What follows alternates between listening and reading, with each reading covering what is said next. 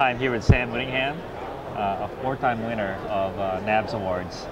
And when you see his booth, it's obvious why. They're just showstopper bikes and very original. So Sam, tell us about the bike you brought with us today. Well, it's funny. The last couple of years I've been making these sort of show bikes, and they've always got a lot of attention, but one thing I've kind of been criticized is that they were kind of over the top and they kind of shouted at you. So I'm like, okay, I got to still build something that attracts attention. There's so many beautiful bikes here. Exactly. You got to stand out somehow. And also, I always want to be innovative and try to think of new ways of doing things, and not just new to be new either, but new that makes sense, right? Logical. So I wanted to bring a bike that was kind of like a bike that didn't, the way I explain it usually is a bike that doesn't shout at you, it kind of whispers at you, right? So real understated. So I want to go, what if everyone here, they love bikes, right? I wanted to find something that gets back that feeling of when you're like 6 and you've just learned how to ride a bike. You don't know what kind of bike that is. You don't know if it's a road bike or a mountain bike.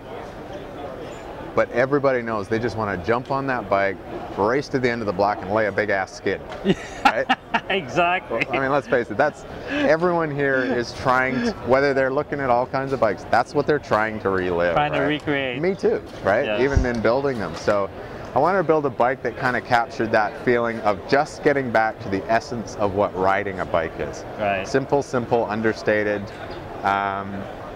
And so that's why this bike here, it's kind of like, I didn't really want it to define, it's kind of an urban, it's kind of like a city bike, sort of. Right.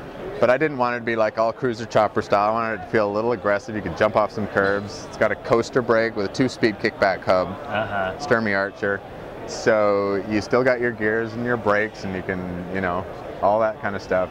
But I wanted to really distill a bike down to what makes a bike a bike. To its essence, right. Exactly. And to what we remember it to be. Yeah.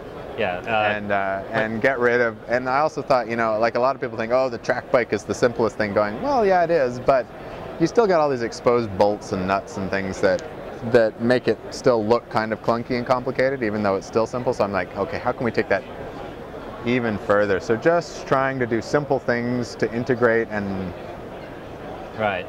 kind of hide things and flow and keep the line nice and stuff. So that's kind of what I'm trying to grab with this bike. Right. So let's see it, but show us the details. Yeah, I mean, I guess the thing with this one, the detail is really in the big picture. Yes. It's trying to keep it all flow and smooth, but underneath all that is actually quite simple, really simple. It's just TIG welded frame, steel frame. All the color you see is not paint. It's actually, I've heat torched it and just brought it up to about 700, 800 degrees where it starts to go into the blue and the yellow and then scratched it after that to get it to where I like the look of it. And then, so you get that kind of brushed patina look, but it's all just heat marks. And then clear coated it. But it's a special clear coat. There's a company up in Canada that does a clear primer. Because if you just clear coat a steel frame, it will rust because it breathes. But this actually has a clear primer on it, so this is good for as long as any paint job. Wow.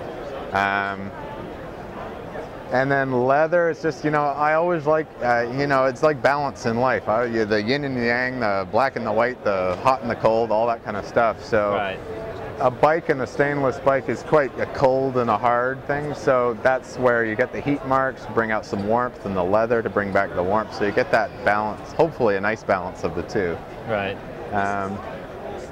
And a few things like, this, it doesn't look like it, but this seat is actually adjustable. It's got like a quill style, it's the same as a quill stem. Quill stem of the old days. There's a little Allen key in here, and this will actually slide up and down. I've got it all the way down right now. It'll slide up and down about an inch or two? This is actually a quill stem. The only, and it's a threaded steer under here. So there's a couple of nuts, just old school. Wow. But the quill you access from the bottom rather than from the top to tighten the wedge. So you go up through here with an Allen key. Yeah, this is completely closed. And then this whole assembly comes off, and then you got access to adjusting the bearings, take the fork out or whatever. And that's basically just, it's got like an FSA Orbit X headset in here, basically. Integrated hub. So basically, the hub, rather than having flanges and all that, is just a tube, and keep it same into the dropout, so it's all sort of one piece. Just trying to clean up the lines of the thing. Clean it up, huh? And of course, anything that's single speed or uses an internal hub like this, you have to be able to adjust the chain. So this actually has an eccentric dropout. So if you undo this bolt here, the axle's just off center, so it rotates so that you can tension the chain. That's something I've been doing on lots of bikes for actually quite a few years now. I've been doing that 5 or 6 years. It's a really simple, elegant solution. Right. On this case, it's kind of hidden, but usually you can see the axle where it runs through here. Right.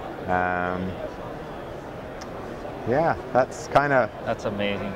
The braking. Kind of where we're at. It's a 2-speed kickback brake.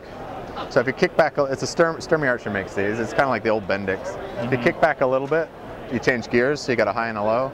If you kick back further, you got a coaster brake. No way. It's awesome. Yeah, no, I mean, they've been around for a long time, actually. It's just nobody really kind of know about it, but they're really cool. Sounds pretty cool. And on a bike like this, I wanted to make the simplest bike you could, but still brakes and gears. That what? But still had brakes and gears. Right. Not just a fixie or something. It's got brakes and gears. Yeah. It's simple. Yeah. And it can skid. Oh yeah. Lay a big ass skid. Lay a big ass skid, and there you go. Yeah.